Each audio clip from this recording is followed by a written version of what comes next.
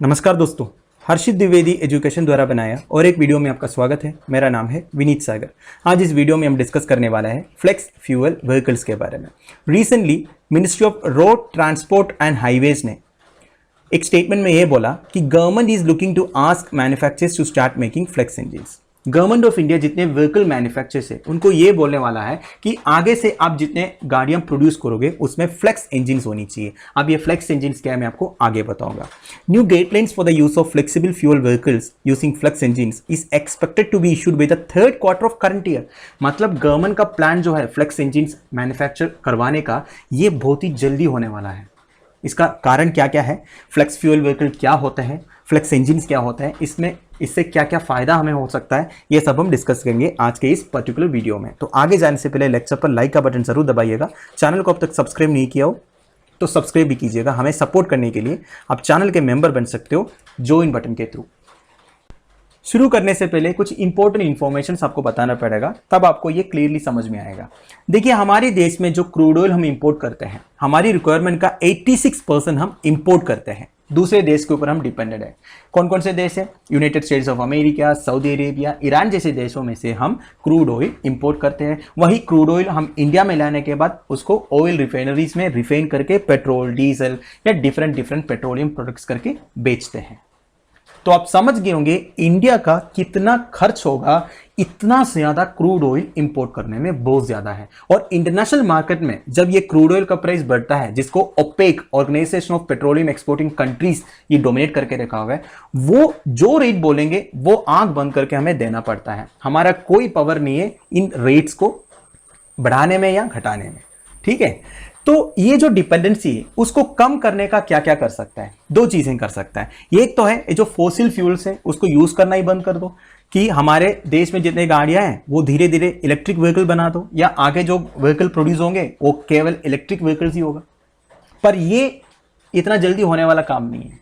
हमारे देश में मैक्सिमम गाड़ियां जो है वो पेट्रोल या डीजल से चलता है, कुछ गाड़ियां सीएनजी से चलता है, एंड कुछ थोड़ा ही परसेंट जो है इलेक्ट्रिक व्हीकल्स है।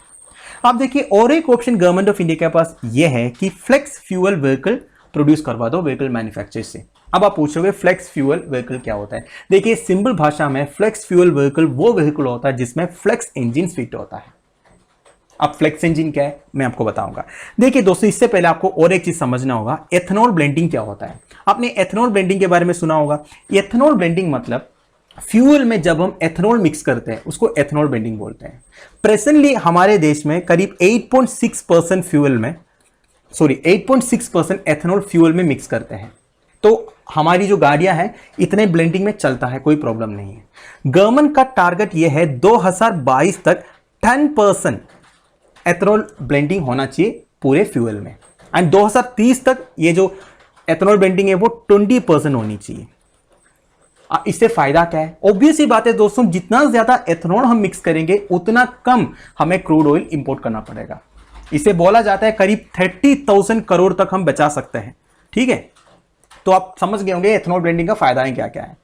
आप देखिए, ऐसे टारगेट बनाने से कोई मतलब नहीं है। हमारी गाड़ियां जो है इस तरह की ब्लेंडेड फ्यूल एक्सेप्ट करना भी तो चाहिए। तो ऐसे फ्यूल एक्सेप्ट करने वाला इंजिन को बोलते हैं फ्लेक्स इंजिन।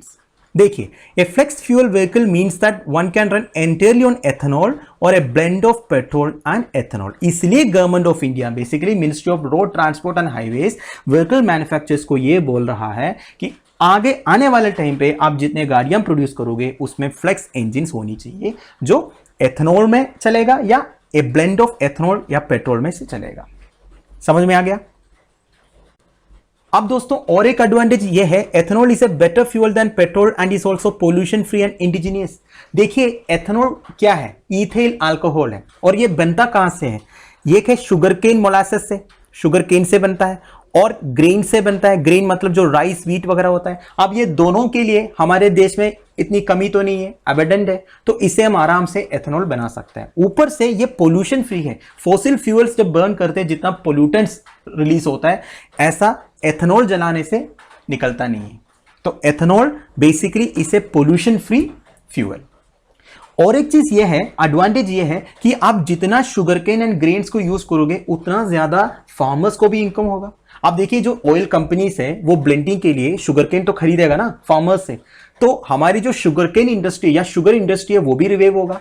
तो हर तरह इसका फायदा है, राइट।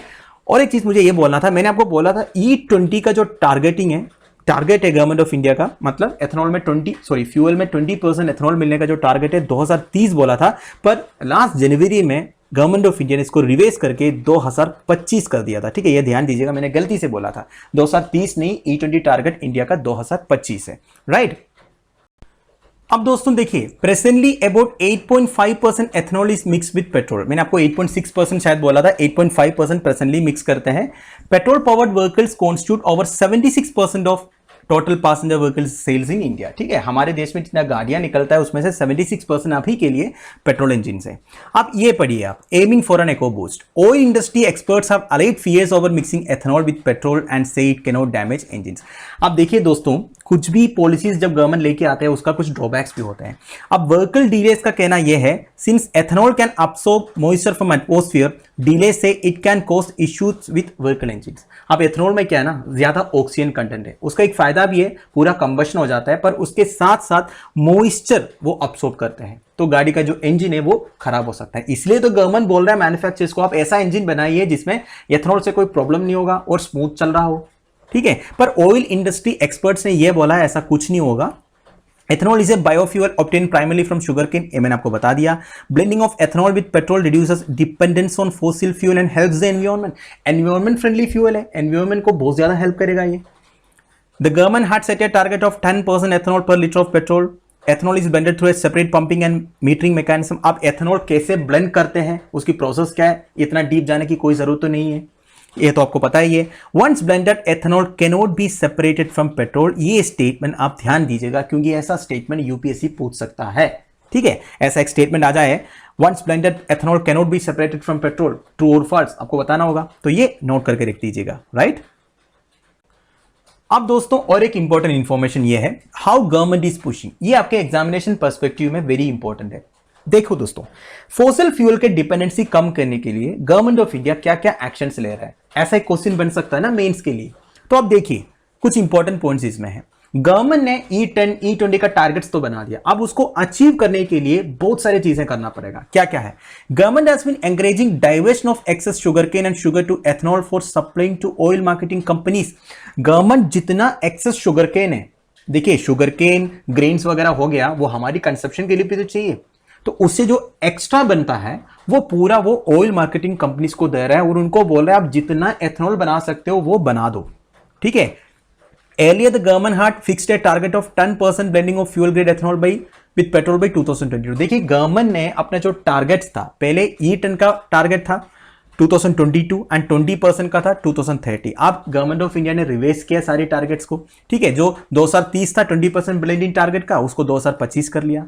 तो इसके साथ साथ गवर्नमेंट क्या क्या कर रहे हैं, as the existing ethanol distillation capacity in the country is not sufficient। देखिए टारगेट तो रिवेस कर लिया, आप गवर्नमेंट ऑफ इंडिया को यह भी देखना पड़ेगा ना, इतना शुगरकेन या ग्रेन्स देने से जो एक्सिस्टिंग शुगर मिल से, डिस्टिलेशन फैक्ट्री से वो इतना एथेनॉल बना पाएगा।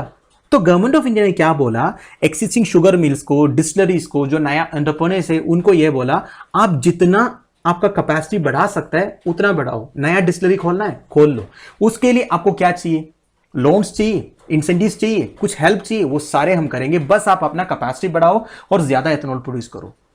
ठीक है, as the blending targets cannot be achieved only by diverting sugarcane sugar to ethanol, therefore government is also encouraging distilleries to produce ethanol from other feedstocks like grains। केवल sugarcane से ही ethanol बना के हमारा target fulfil नहीं होगा, grains भी use करना पड़ेगा। तो हमारे जो फूड कॉर्पोरेशन ऑफ इंडिया ने, आपने कई बार अखबार में पढ़ा होगा, एथेनॉल ब्लेंडिंग के लिए जो FCE है, जो एक्सेस स्टॉक है, वो शुगर मिल्स को दिया या डिस्टिलेशन फैक्ट्रीज को दिया करके काफी न्यूज आते रहते हैं। ठीक है, तो government of India feed stocks भी डाइवर्ट कर रहा है, ये भी ध्यान दीजिएगा। ठीक है, efforts are also being made to produce ethanol from maize in states which have sufficient production of maize। तो maize से भी बनता है। बेसिकली मेरा कहने का मतलब यह है, ये जो टारगेट है E10 या E20 ब्लेंडिंग का, वो फुलफिल करने के लिए गवर्नमेंट की तरफ से क्या क्या एक्शंस होनी चाहिए, ऐसे गवर्नमेंट, ऐसे सेंट्रल अथॉरिटी गवर्नमेंट को क्या क्या स्टेप्स लेनी चाहिए, वो सारे गवर्नमेंट कर रहा है। ठीक है, एक तो शुगरकेन फैक्ट्रीज को प्रमोट करने की कोशिश हो रही है, एंड जो डिस्टिलेशन कैपेसिटीज बढ़ाने की काम चल रही है, और शुगर केन के अलावा ग्रेन्स को डाइवर्ट कर रहा है। आप देखिए माइज को भी, जितना स्टेट्स है जिसमें माइज पर प्रोडक्शन सबसे ज़्यादा है, उनको भी बोल रहा है डाइवर्ट करो एथेनॉल बनाने के लिए।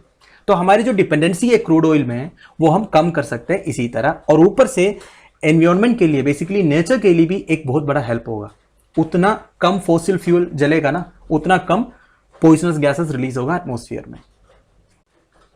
तो दोस्तों that's end of it. A video में इधर फिनिश कर रहा हूं। ये आर्टिकल आपको harshitdivedi.com वेबसाइट में मिल जाएगा। आर्टिकल में मैंने और भी काफी सारे पॉइंट्स ऐड कर रखा है, वो देख लीजिएगा, नोट्स बना दीजिएगा। मेंस की पर्सपेक्टिव में conservation related issues, government policies, environment degradation, ये सारे टॉपिक्स में आपको ये पर्टिकुलर आर्टिकल काम आएगा। तो आप लोगों की वैल्यूएबल सजेशंस एंड कमेंट्स आप मुझे कमेंट बॉक्स में बता दीजिएगा। Thank you for watching. Bye bye, have a nice day.